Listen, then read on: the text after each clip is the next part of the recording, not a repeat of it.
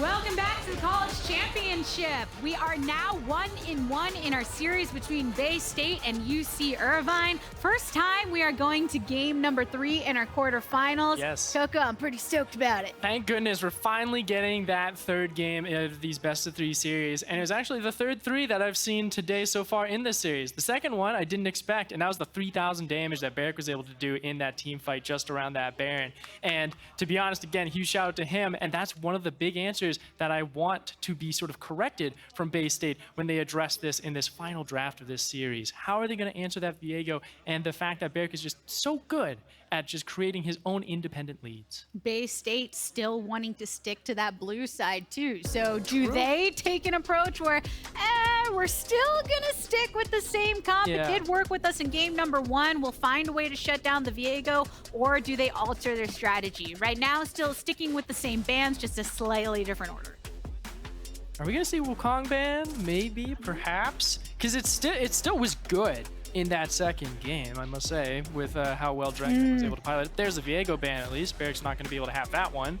So will that adjust any of the other changes here for them? Because the Vex still being taken away, the Nocturne would be like another possibility for me that Dwang Pro could try and pilot. The Volibear felt all right though.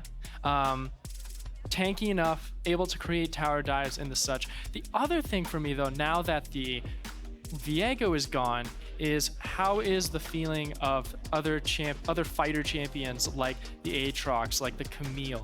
How are those going to be in the feeling for Barrick to try and create that side lane pressure still and still be very dominant in those team fights? Be curious if they try and answer that way. But we've seen this Graves before, and I talked about it in game 1 where it's like it's great in the top lane against a Gwen per se sometimes. Will they try and run it this time around, though it is blind? Yeah, they were hovering that Trundle for a second, which I was thinking, oh, that would make sense, been banned away the entire time up until this moment, but decided to go with the Graves that we saw in game number 1.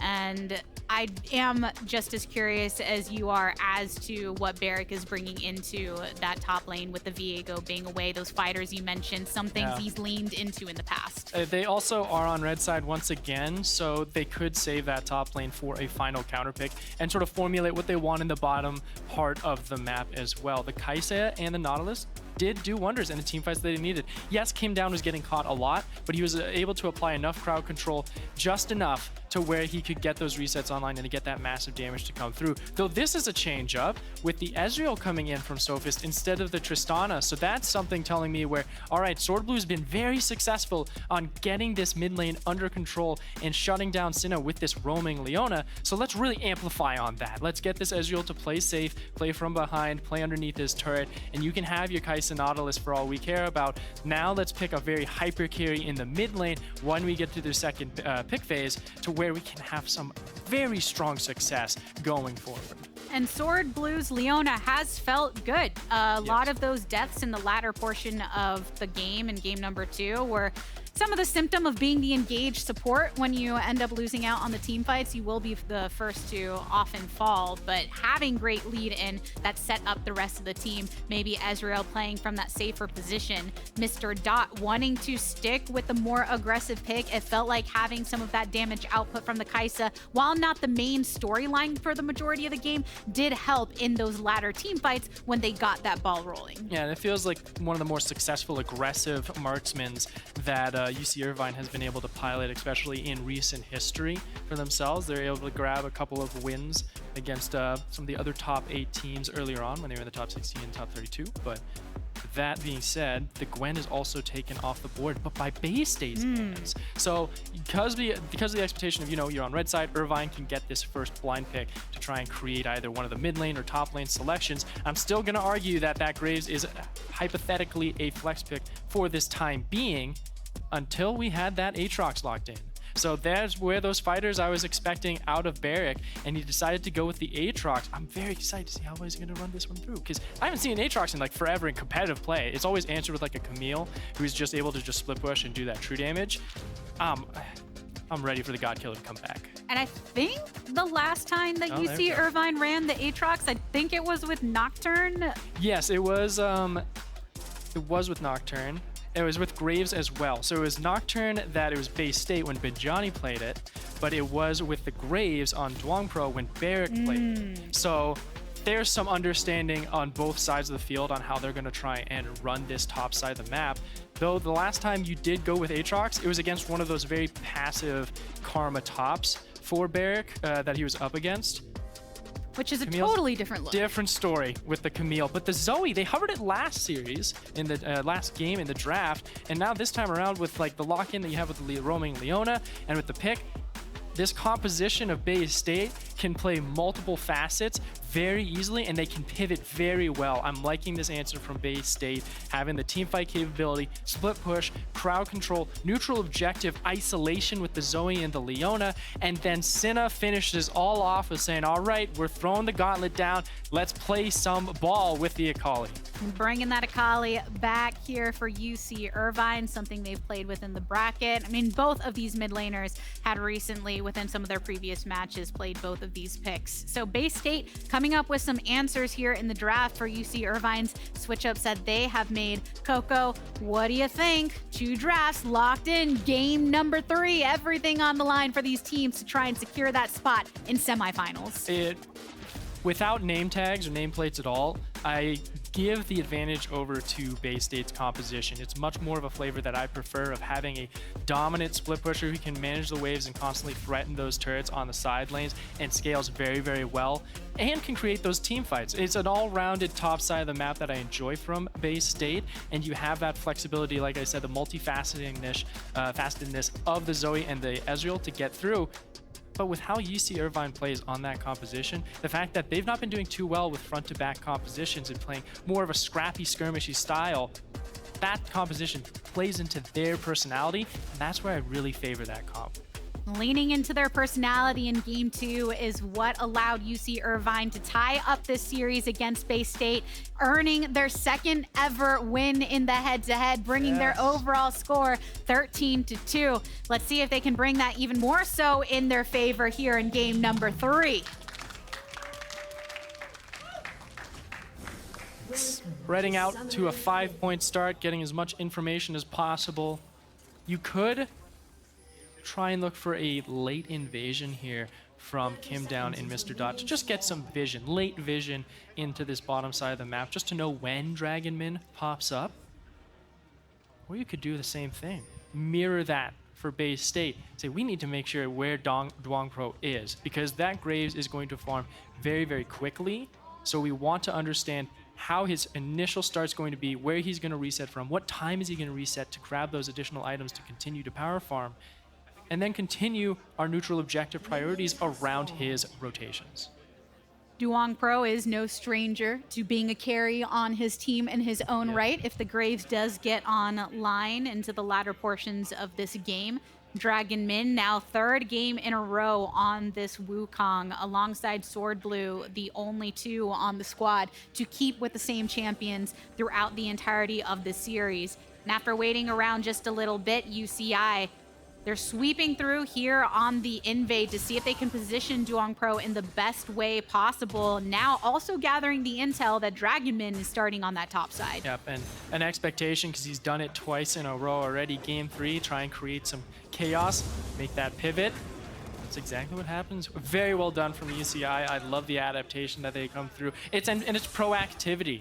I was talking a lot about how Bay State was the proactive team, the one always making the plays and pushing forward to find a lead in that second game of the series. Seeing that so quickly, under like even before 2 minutes had even hit the clock here from UC Irvine, is a great way to start out this 3rd game and a way to start to continue that snowball where they've been economically in the lead, just barely because of like farm and CS count and the like. But that could push it further beyond into a stronger place in the mid game to where they can really take these fights by storm. Because of the way Bay State were playing this right now, though, and getting those wards down, they know where Duong Pro is going. They have their chance to keep things a bit safe here. And with Sword Blue and Kim Down looking to make those roams later on in the game, just the classic 2v2. Dragon Min wanting to collapse. Duong Pro is here for the answer, though, so Cinna is feeling mighty safe. Constantly get these wards out here, and that will come into a few more minutes of time, unfortunately, but Nice catch from Swordblue to get some additional trading on, but he is stuck in that Glacial Augment. The Dredge line response, the Ignite here too. Sophie Sage does have some of that mobility, but right around mid, that 2v2 is also going through. Drazzy sending Duong Pro to sleep, makes him have to flash over the wall, but the follow-up from Serenok right on here. Zoe can do Zoe things to finish this off. Serenok getting a lot of first bloods today. Yeah, he's doing a great job in this mid lane, and he's also getting the resources from his team, whether it's Swordblue roaming in or Dragonmin helping him out at this level 2 engagement. They had been caught out by Duong Pro with that initial path through. They're able to play it so well, and Serenok hitting those bubbles, hitting the spaces as much as possible. And like you said, you give that breathing space for a Zoe, and she's going to take yours right away. That mid-jungle duo is so important in any game of League of Legends, and when you can start to see that synergy bubbling up, not just in a single game, but throughout the series, it is a powerful point that they can return to. Of course, and with these resets from the bottom lane, with Duong Pro down in the bottom part of the map as well, he's just starting to clear out his initial jungle. We had that level 2 happen to where he had bounced up to get those chickens and sort of start on his red side and do some more of the catch-up. But because of that death that had been getting over by Serenok and getting that first blood, he's now just starting that initial clear of his jungle. So it's rather interesting to see where he'll start to path up, and he has to path up to the top side of the map, where Barrick has already gotten some formidable pressure against Bijani. And I'm curious to see how well this interaction is, because I was very curious on how the fighter style was going to be, because Barrick's been winning these fighter 1v1s in the top side of the map. How well can he sort of pressure through? Because he's down in CS, but up in pressure, but looking at the bottom lane, Swordblue still on the hunt. Going for it, and Sophie Sage, aggressive arcane shift forward as well to follow up with some of the damage, but it's fairly early on, and having used that mobility, a nice target for the Dredge line, a far shot from Mr. Dot, but it's just going to be the poke for now, really trying to make sure that you can push up in the lane as much as possible. And that tells, well, with all that aggression with the Ignite as well, the bottom lane is going to be a very big sore spot for me to prepare for what is to come in the next few minutes. But Duong Pro also hovering around Senna. He needs to babysit this Akali until level 6 to where that Akali can just really take the fight to that Zoe with the assassination potential that she can provide with that full opportunity of the kit. But also hovering around this bottom lane too, because again, Dragonmin has been always on top of this river control in the bottom quadrant, giving as much space as he can to Sophie Sage and allowing him to pressure forward and access Swordblue as a roaming support. So as long as you can continue to have this, it's looking all right for Bay State in this beginning of the game 3.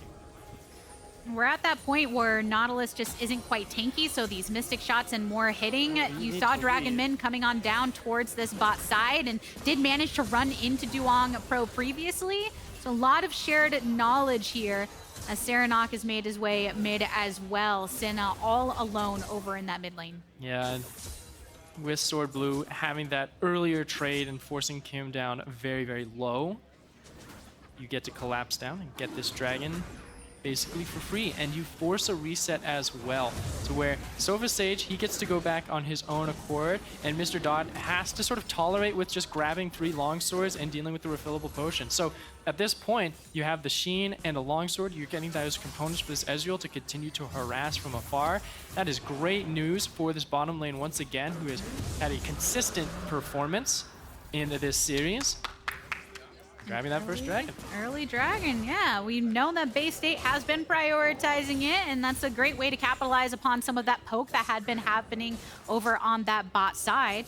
So starting to stack that up here. Gold lead over in the favor of Bay State as well. A lot of the lanes themselves are even. You can see Duong Pro, though, pulling ahead in that farming. So with the lack of a Volibear this game around, and going back to the Graves, you can see sort of the power farming that has been happening here from Duong Pro, and still the consistent dominance of pressure that Barrick has provided. So this adaptation for me, even though it's only 7.5 minutes in, I'm looking for UC Irvine to be communicating in this top quadrant of saying, okay, Duong Pro, where do you want to continue power farming? Where do you want to try and steal some camps away? Because I have a lot of pressure up here. I'm down to come in and reinforce you when it needs to be. And we have Senna at level 7 now. So we out-damage the fight here for Dragonmin and Serenok. We win the 3v3. Let's start to use that. And it feels like Duong Pro might just be on that line of communication now, preparing to start to take some resources and camps away from that of Bay State's. And while UCI is trying to find those ways to take those resources, take those camps away in favor of Duong Pro, Bay State, they send Sword Blue immediately towards this top side. Always the first support to break out. Blast Cone separates two. Serenok falls mighty early in this fight. True Shot Barrage cuts through two of them, and Sword Blue should get one more slap from Barrick. That's a kill over into this Aatrox pocket. Even used the ultimate for it. So, wow, all right. UCI bringing some of this gold over into their favor. They can rotate over towards the Rift Herald. The remaining members of Bay State are still keeping themselves in the vicinity, but look, Barrick trying to zone off the Hextech ultimatum in response from Bajani, and circling around, Dragon Min is here in the center of it all, and Exhaust utilized onto Cinna, but he and Kim Down collapse upon another member. Ooh, flashed over the wall right after that kill. Ooh, and over in the mid lane, more action continues. Serenok previously in the deathbed, now returned, fully alive, full HP, enough to get that pop and lock. 3 down for UCI. Bay State bring that gold lead back. And what was looking great for UC Irvine, getting into that invasion and pushing themselves into the upper quadrant of Bay State's jungle, grabbing that kill as well onto Serenok, starts to turn around. They try and bite off more than they can chew with that Rift Herald advancement, and they just get caught out. No resources available to continue their fights, and man, Bay State read them like a book and really rip them back down, getting those 4 kills and sort of returning the advantage that they had just previously lost. The only difference, though, was there was a lot of CS sort of accrued once again from Mr. Dot. He was able to farm and sort of catch up on this Kai'Sa. So that has been neutralized with that advantage that Sova Sage had been able to acquire in the laning phase. But there is still an inkling of hope there for that bottom lane of Bay State. They could look to try and break this bottom turret open. They're looking for it, pushing this forward, and while Dragon Min is mostly on clearing duty nearby enough, if Duong Pro does decide to show his face around here, there are wards in favor of Bay State as well, so they have that intel available to them with so much pressure coming down over here towards this bot side. See if you can get some additional vision in as well. Know which camps are up in Dragon Min's jungle, because Dragon Min is in the bottom lane, seeing if he could look for a potential dive with the assistance of Sword Blue's Leona. You don't have enough creeps and you don't have enough raw damage just yet to break down either Kim Down or Mr. Dot with the summoners available. But it looks like UCI is actually the one trying to find the hunt. They think they have the advantage. Depth Charge lands onto one, the True Shot Barrage over from the opposite side of the wall, but Cinna's been making that long flank the entire time, ends up taking one of these turret shots, but it is in the Twilight Shroud swinging around. Dragon Min creates the distance. Support for support lost here over on the bot side, gives some agency for the top laners to keep scrapping it out. But also in the mid lane as well, Serenok didn't need to roam. He knew that his team could get out with only a 1-for-1 trade. He's able to catch up and sort of whittle away at this turret. He's been able to take 2 plates away in that mid lane. And he actually continues to have that priority too, to where the Dragon, once again, spawning in 30 seconds, and Bay State has the pressure, and with this Rift Herald is going to be able to grab the first turret of the game.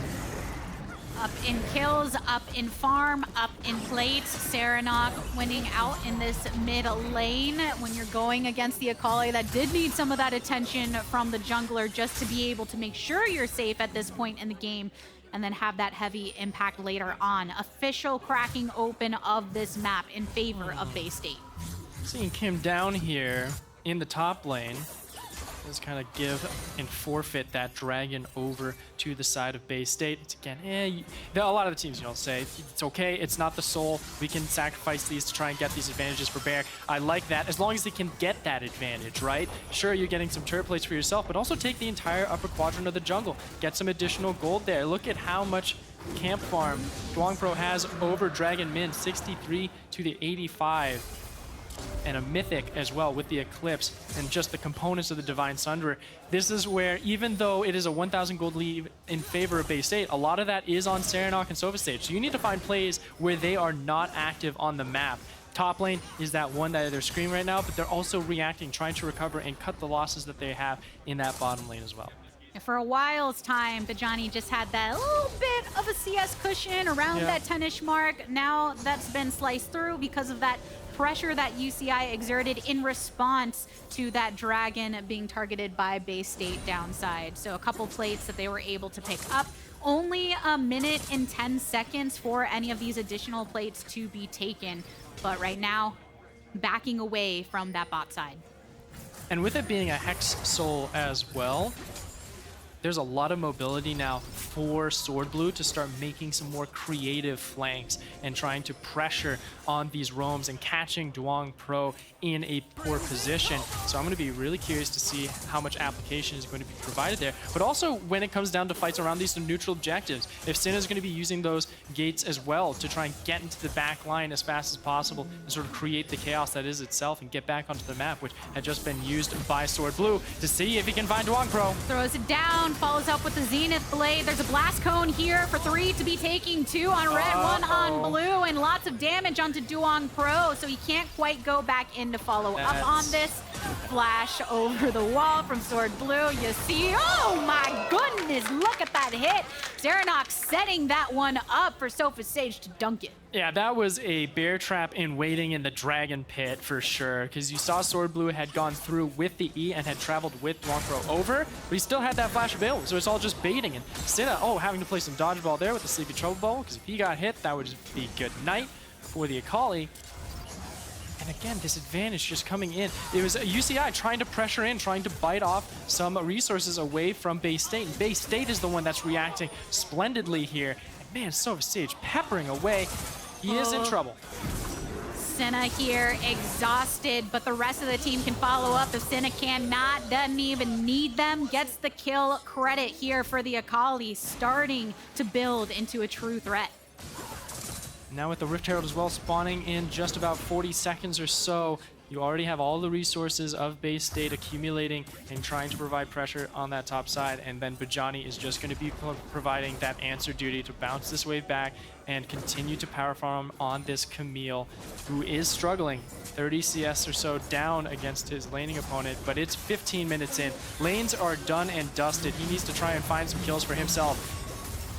Bajani was here around the turret. The turret does fall, and that's a lot of damage to follow up. Hextech Ultimatum onto him down, and Cinna can't do much about it. The depth charge in response, as well as a flash away, but the hook shot puts Bajani in range. Now just wants to retreat because it's still a 2v1 because Duong Pro has joined this fight here. So they do answer back. It's the support traded for the top laner here in Camille. Bajani eliminated, and the Rift Herald on the top side taken by Dragon Min. Yep, and a great reaction from Bay State with the forward thinking on that neutral objective.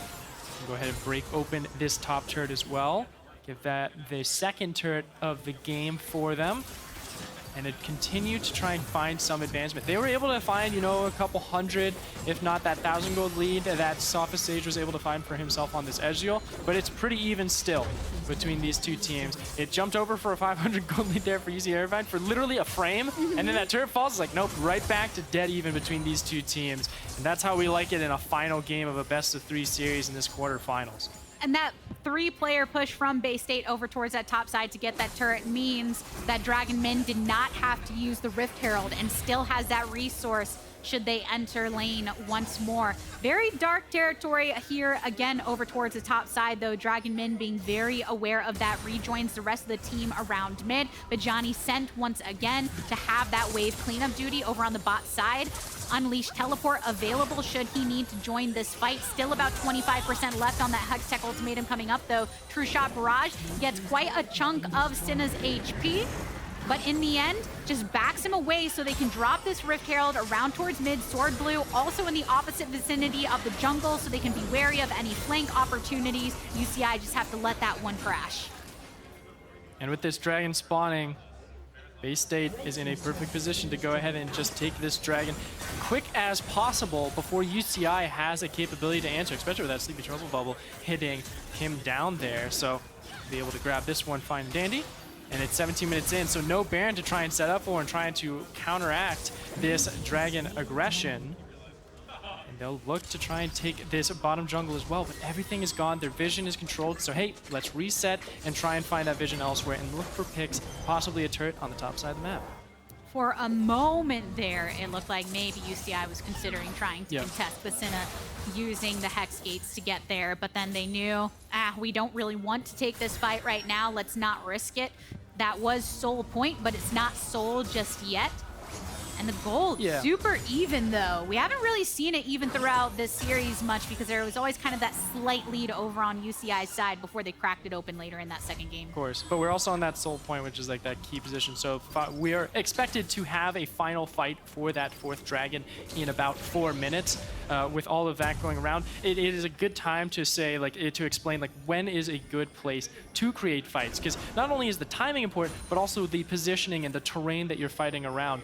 And if you're here trying to root for Bay State, you're looking for these open spaces. You want to be fighting in these rivers because it gives you that massive chasm to where UCI has to walk through you to get to your back line, and they have to go through Dragon Mid, they have to go through Bajani, and they have to go through Sword Blue to try and get at this very flexible and very mobile backline of Serenok and Sofa Stage, where it's a complete coin flip for UCI. They want to be fighting in these jungles. They want to walk in here to where they have all this darkness and terrain to maneuver around and make it to where you can always find that extra goat path to try and challenge those backward flanks and get onto the damage lines a lot more easier and spread the fight out. Which is why both of these teams, Coco, they're trying to light up that jungle as much as possible. You can see how many red wards are pulled down by UCI. But what do you know? Mr. Dot goes right into the back with a killer instinct. The teleport coming through directly onto the turret means that Bajani is here. Nobody falls, though. So as soon as Mr. Dot can't quite get it by going into the back line, they say nope. And we're just going to back away. We don't want to try and really hunt for that kill, because if it does lead to that, you're guaranteed to lose a life on top of that because of how far in you are against your enemy's front line.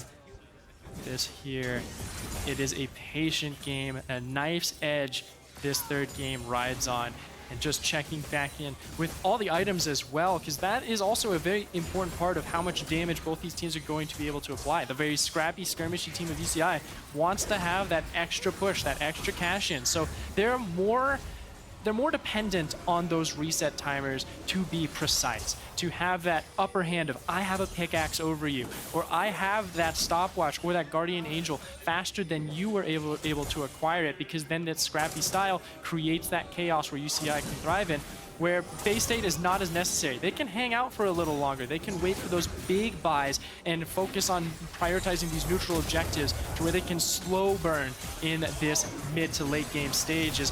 Uh-oh, Sophist, you're able to steal the blue buff. Well done. You took a brutish amount of damage to deal with that. Hopefully it doesn't stick. And luckily flanked by multiple teammates here. So Sword Blue doesn't mind taking that anchor here. Bajani goes in with the hook shot and the Hextech ultimatum directly onto Kim down. That's one stopwatch that has been utilized. Mr. Dot manages to take down the Camille, though. Most of UCI still standing strong in pursuit of Sofa Sage. Throws down the exhaust. Double knockup coming in from Dragon Kim. In the end, Mr. Dot taking out of it. 3-for-1 trade thus far. Double kill from Mr. Dot before he ends up falling down. Dragon Min here with that eventual answer. Oh my goodness, UCI almost getting the ace right now. Serenok safely under the turret. And UCI gets the fight that they want, but maybe not the way that they wanted it to start out. With Kim down, dancing around, avoiding all of the very valuable engagement points and resources of Bay State, and wasting the time for the rest of UCI to collapse on those flanks and isolate individual targets where they can win 1v1s and the like, and Bear able to just absolutely obliterate Bajani as well. And then, man, always seeing a Kaisa just fly across the map to get that kill onto Sofa Stage. Mr. Dot able to make that 1v1 was probably the most important kill and trade of that fight, because if Ezreal lives, he has a great position to continue try and poke away at the line of UC Irvine. With that kill gone, we just go back to a state of neutrality. Sure, you're 2,000 gold up, but that's 30 seconds until this very important soul that you have to fight over in this Hextech soul that Bay State can acquire. Will you be able to get the vision and the actual presence in this rift to challenge that?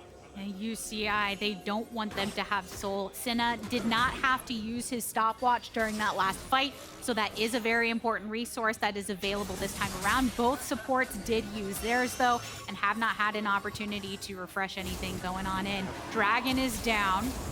Let's see who starts as Senna, trying to go for the flank, sweeping through over from this mid positioning. Bajani, though, sees it into the Shroud. A couple side steps from the True Shot barrage. Now Senna's in difficult position, has to use the ult to get away. There's the stopwatch that we mentioned before, and Dragon Main effectively burned out of the fight. They do eventually lose Senna.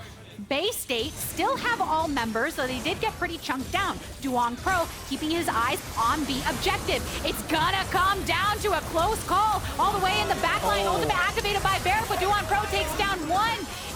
Everybody's still in pursuit. Going into sleep, Barrick responds by going into stasis as well. A dredge line right here into the back line. Serenok still untargetable. Kim down again, the target of that Hextech ultimatum before Bajani eventually falls. 3 members of UCR are just so low, and Serenok and Sophus Sage are pushed off over here. UCI, they managed to do it. They kept them off of the Soul. And the fact that Dragon Min took so much damage, wait a minute. Oh, not the right target you wanted. But at least he's able to make sure his accuracy is still on point. But man, the fact that Dragon Min, during that front to back, it looked great for Bay State because they were able to catch Cinna so quickly because they were in that funnel of the river. There was not any efficient flank points in the terrain of the rift for them to get around. And we can check that one once again because you see Cinna is just caught out in that back line, and this river funnels the rest of the team through to where, you know, you can't get to Cinna to try and save them. They have to use everything to get there and try and start this skirmish up, and by that time, you're already dead. So it puts Bay State in a nice spot of being, all right, front to back, we can use the poke, but during that time, Dragon Min got extremely low, and that was the important part for this Dragon, and the reset of the Dragon 2 is just a absolute sting. It means that the resource is gone, you're no longer over the objective, and Bay State was fighting for the objective rather than the fight itself, and Bajani had been able to deal enough damage onto Serenok and Sophus Sage during this time to create that execute and get them those kills, jumping to a 3,000 gold lead and having this Dragon on the board for themselves, delaying the next important fight for another 3 minutes. When your jungler is low, you lose so much pressure in your ability to contest the actual objective, and then Duong Pro managing to stick on it with the health that he had. You see Irvine here, 2.7k gold lead for themselves, stopping that dragon stacking. Baron has been up this entire time, but it was way too scrappy for anyone to be able to come and make a play for it. Instead, just trying to set up the vision as much as possible. No, these teams are too high damage and too squishy to try and take a Baron without another member of your opposing side, either Bay State or UCI respectively, to challenge that Baron objective, because it will whittle you down, it will lower your resistances and your armor to where your opponent will just hit harder and take you down faster and be able to take away what you were hoping to achieve. So with Bay State having this advantage of at least the vision control and priority in mid lane, they can continue to push forward, advance, chase the rest of UCI away. But UCI is playing that pincer style that we have seen also more familiar with that of like Maryville University. Control their side lanes, then pincer down with the flanks. But it's just a slower pace, and that allows Bay State to go ahead, win some more advantages in the mid lane priority, and then retreat before any reaction is taken from UCR.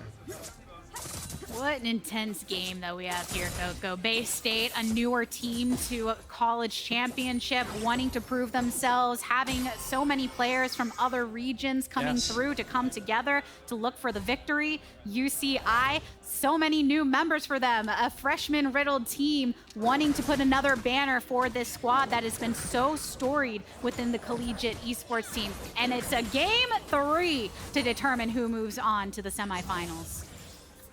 And with 26.5 minutes in this final game of the series, my eyes once set back down to those item spikes. We're hitting that third item for a lot of these players in the next couple of minutes. I'm looking for a Frozen Heart there on Sophus Sage to be completed in just a moment, and it looks like that Death's Dance had just been completed as well for Dragon Min. That's going to be able to waste a lot more time with just how strong the Death's Dance item is, with how you can just soak up so much damage, and even if you are able to at least get one kill, it brings you right back up to full and helps you continue the fight and continue getting that reset with the Death's Dance regeneration. Makes it a lot more tankier too, as a matter of fact, as this dragon, 45 seconds to spawn. We got a lot of control here once again by Bay State. It seems like a similar story. I've read this chapter before, but I don't got the spark notes to really see how the ending is going to go with how UC Irvine will just rip the pages out of it. That vision war, who's going to control the story most when it comes to this series? You can see, especially because of Ezreal Ultimate being on such a lower cooldown at this point in time, they've just been wanting to clear out that mid wave to keep that pressure up so they can continue venturing into this riverside to establish their wards. But UCI are the ones dominating in that vicinity right now. Senna safely making it to the back. Ooh, for a glimpse. Bay State was able to catch that vision. Not completely aware of direct positioning, but there you go. Bajani wants to go for the 1v1 in the Twilight Shroud. Senna finds some kind of Solstice. Serenok wanted to assist with the poke just a little bit, but Bajani, look at that burn down. That hurt. That hurt a lot for Bajani. That's forcing a reset. Yeah, it's going to force the teleport as well, so you're on a little bit of a timer ticking away here for the side of Bay State with 4 members down. Senna finding the flank with a Hex Gate. That's what I was looking for, always finding these pincers, and here comes the fight. Ooh, can they collapse? Serenok moving out of the distance from Senna, who goes right into the middle to get that kill onto Sword Blue. The silence onto Barrick means that his impact is so much smaller than they need it to be, but Bay still getting whittled down. 2 taken down for the singular support that has been traded, and now the Dragon also secured by UCI, so no soul for Bay State to try and capitalize upon right now. They've lost 3 of their members as well, losing the fight, losing the objective. And with that, they're able to secure the neutral objectives at the very most for UC Irvine, and being able to have a 3-for-2 trade. And the 2 members available for Bay State are the exact same as Sofa Sage and Serenok. This very slippery Zoe and Ezreal that make it so difficult to really get that complete ace to where you're confident to try and challenge for anything more. But I'm seeing the pings on the map right now. UC Irvine says, I think we have enough time to try and force for this Dragon. We only have 2 people on here, and if anyone on Bay State smells blood in the water, which they see it right now, Sword Blue is seeing some of that damage being applied, they can sprint to try and push you right back. Stepping up to it, Ezreal not here, but does have True Shot Barrage to try and help out with this. Serenok going in for a little bit of help, gets the sleep onto 1. That should be the elimination. Finally slices the kill onto Mr. Dot from way downtown. Solar Blair here, but Duo Pro ends up getting the objective. Baron over in their favor. Bajani taking down Barrick though. 2 eliminated, traded once more for Sword Blue. Bay State are still in pursuit. Kim down, is low in HP, but walks it out with the rest of their team. Things really are on a knife's edge in these fights. And that was the perfect example of what I had just discussed like moments ago on why Baron is so difficult to try and secure for both of these teams. UC Irvine really trying to hunt for that Baron power play here and get some capability to start sieging against Bay State, but Bay State was able to catch it out, and Serenok was able to find just the right catch to start whittling away at the damage of UCI, taking down Mr. Dot in almost the blink of an eye with the assistance of Sofa Sage. And then from here, we get to watch it again of Duong Pro already being at half health. This is a fight that UCI needs to just rush down the Baron and run for their lives. But actually, I don't think we're going to get that chance because we see Senna saying, all right, I'm going to bring the fight to you. Serenok, good night. From way downtown, he finds him. Senna has really had those killer eyes this whole time and really needs to find those picks so UCI can get the most out of this Baron push. They still have a minute and a half on the table. They can take down this turret right now. Having those outskirt turrets is very important for them to be able to start applying this pressure. Tajani wants to answer Senna that just wants to push this over in the side lane, trying to get out of there, but there's a control ward here. Good old shutdown into the pocket of Bajani. Yep, and if he wasted a few more seconds of time, Senna would have had the perfect execution up again, and that would have been a much different story for Bajani in that 1v1. Thankfully, Serenok's life does not die in vain, but 2 minutes until this next Hex Tech Dragon will spawn. And once again, we'll be fighting for that soul point for Bay State. They've been struggling the last 2 fights. They have been losing out in either the jungler dying early, with Dragon Min losing his life a little bit earlier on to where the objective is no longer in their foresight and they have to sort of disengage from that contention. Or UCI has been able to find that pincer and force all of the DPS away from the objective to where they can just continue to force the fight rather than the Dragon itself, to where they can thrive in that skirmishing environment.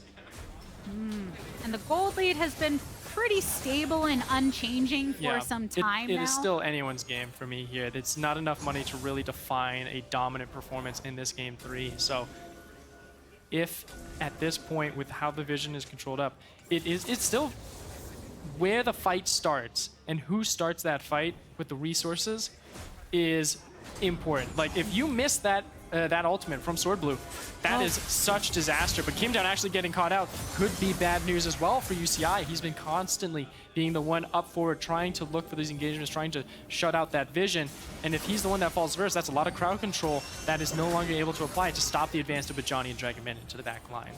Stepped up to ward and has gotten most of the HP back at this point in time, but Bay State was able to clear any of the wards that were thrown down. They've been fighting really hard to try and maintain some of the control of the vision. 30 seconds on the clock until the next dragon spawns. Bay State had gotten the first 3, but UCI have bested them in every single recent dragon fight and want to do so again to put themselves on soul points. But a lot of positioning and lurking and waiting around this pixel brush. And Sin has been doing extremely well on this Akali to try and find those flanks and find a place where he can pinch out, blow out one member, just like Serenok did on Kim Down, who's able to walk away with just a sliver of health to his name. But that does mean that is a support down for this objective soul point. And Bay State is looking to try and blow it up. Here we go.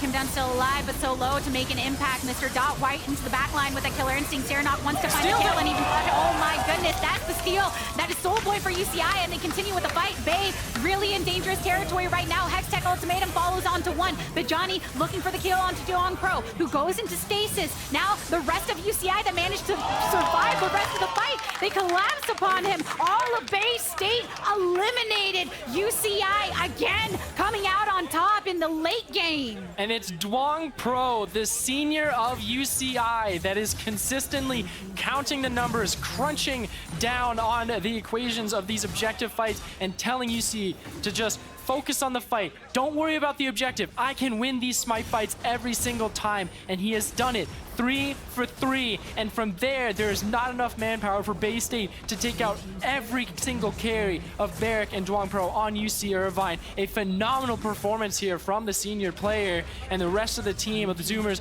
coming around and rallying behind their leader and getting this third game really locked in for themselves. 6,000 gold in the lead.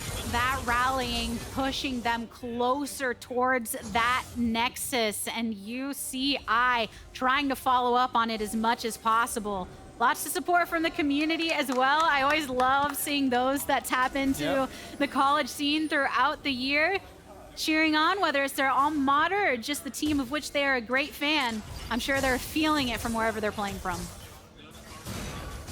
Especially with now just that extra push, and just think of how much of an upset this has been. UC Irvine, 12 losses to Bay State, and they've been able to grab 2 away from them this series alone in the top 8.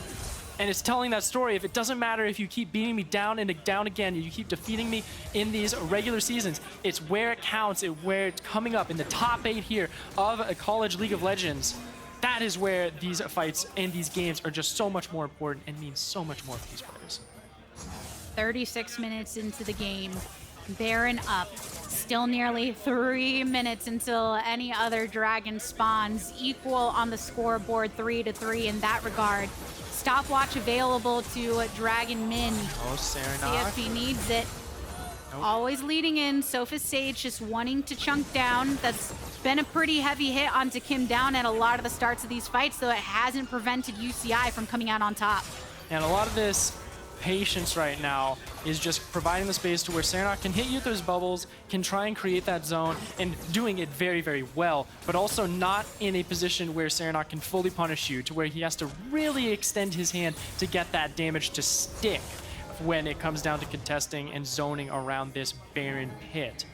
As the resets have come back in, the cash-ins are online. This could be the final fight here, Gabby, as we are looking to try and crunch in getting this mid lane priority for both of these teams. UCI has the inside track, but Bay State is looking to find this hunt. Sin on the flank once again. Look for that Akali to jump in onto Bajani and onto Sovasage to try and blow them up, while the rest of the team tries to advance ever so slowly throughout the rest of the flanks. Sinner responding to the fact that, okay, they see me on this flank. When I try to push too much before, it doesn't quite work out. Bay State now keep their eyes over on this Baron. They have a control ward in the pit. UCI is in the vicinity, though. Gonna teleport way down deep here. Senna still looking for that flanking positioning. They got so much cut through this mid lane with taking all the towers down, so a lot more movement available to them.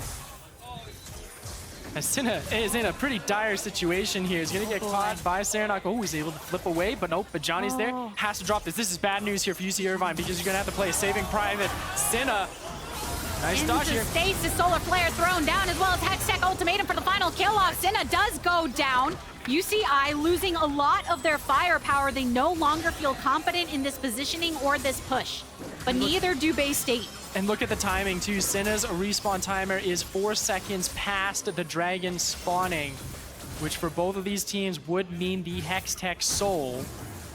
And not having that important flanker, that crucial Akali to stop the advancement of either Bajani's Camille onto that backline of Mr. Dot, or from Serenok consistently being able to poke you out with those sleepy bubble troubles. This is such a crucial pick, and it could be life or death here for UCI as they disengage from this fight. They might as well just botch it. Actually, this might be a good play of saying, you know what, botch the Soul, go for the Baron. But no, Bay State is putting on the pressure.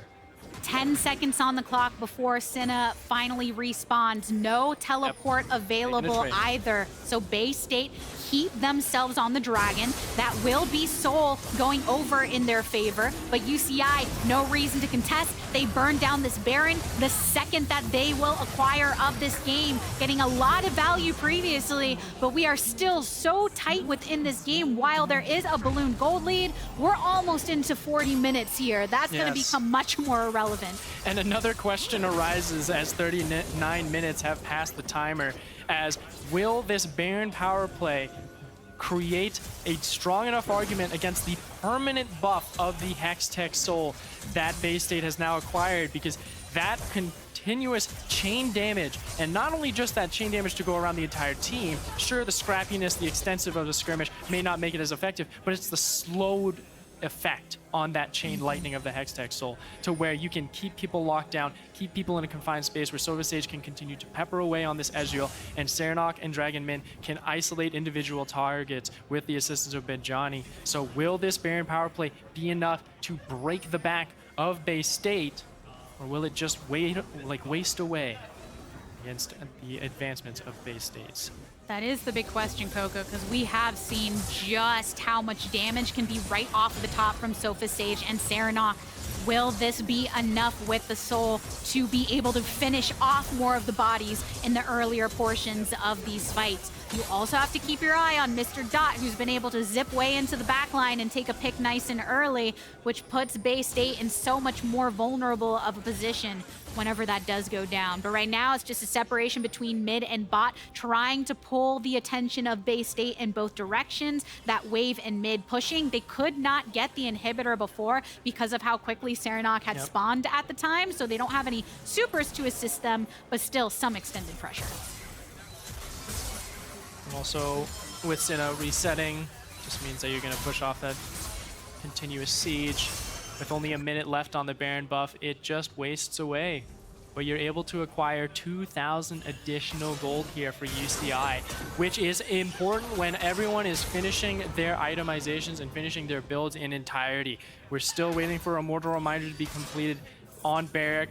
We're seeing that Guardian Angel being finished here. It has been finished for a while here for Dwongbro, but the fact that it's still up and he can try and wait for another cash-in. He's resetting. Well, I want to see him reset if he actually has enough money right now to finish. Oh, he only has 600 gold. No one has enough money outside of Barrack, who is really trying to wait for that final upgrade for himself, which he had just cashed in on. So this is the strongest where UCI is going to be for a good while, for probably the rest of the game here. So they need to start making some action now as we see teleports coming in.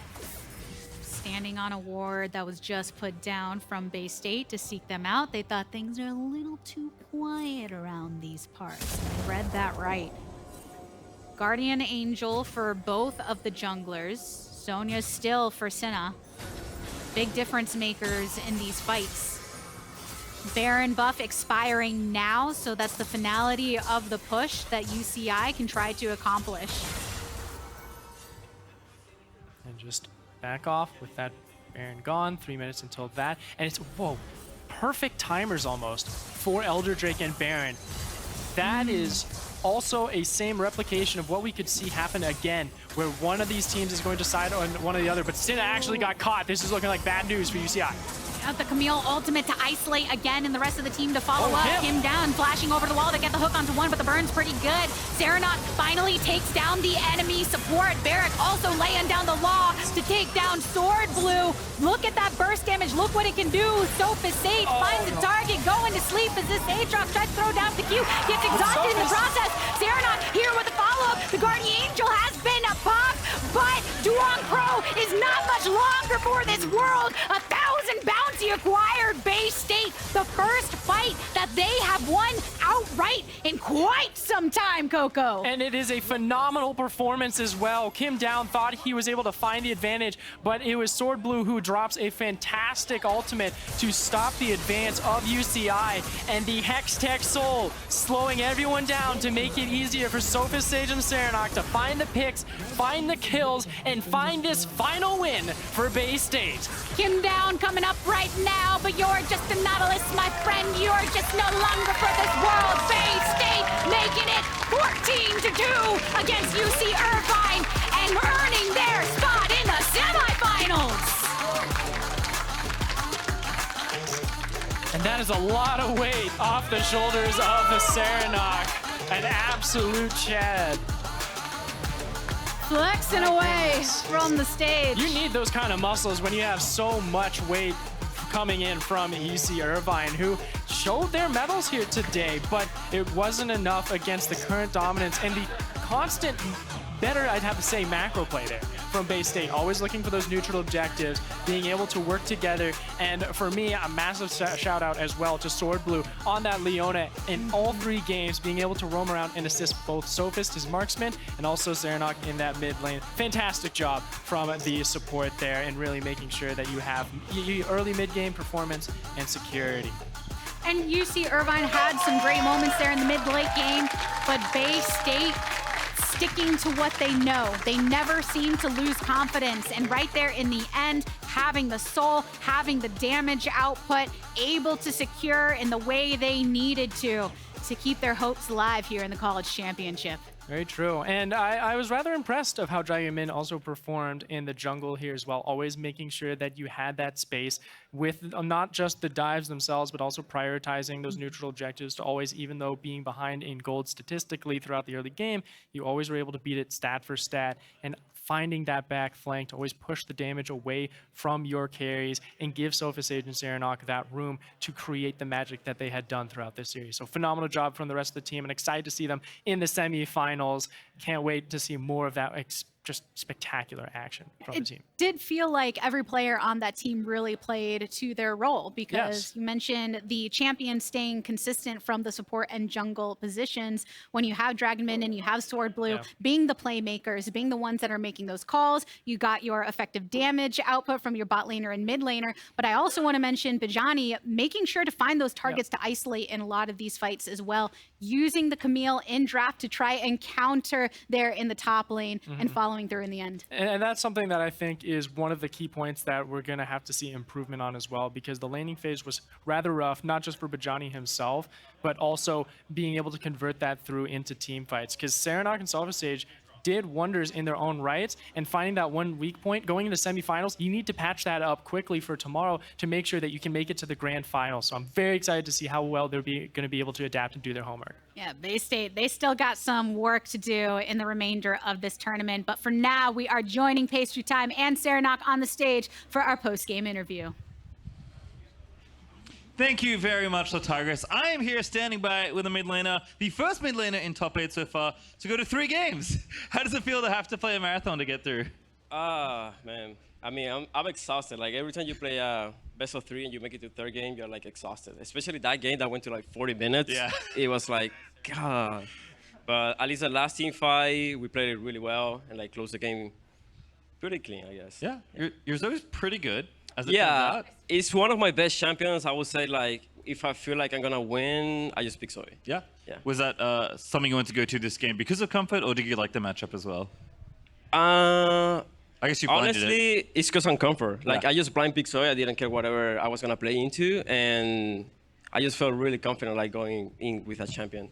And obviously it paired very nicely with Sophist Ezreal. Yeah. So how is navigating those late game situations around objectives? Because obviously you and Ezreal are kind of doing a lot of the important work to, you know, poke them off the objective so you can take it. Yeah, so it's like every time we talk, it's like me and Sophie, we try to synchronize pretty much our abilities. Yeah.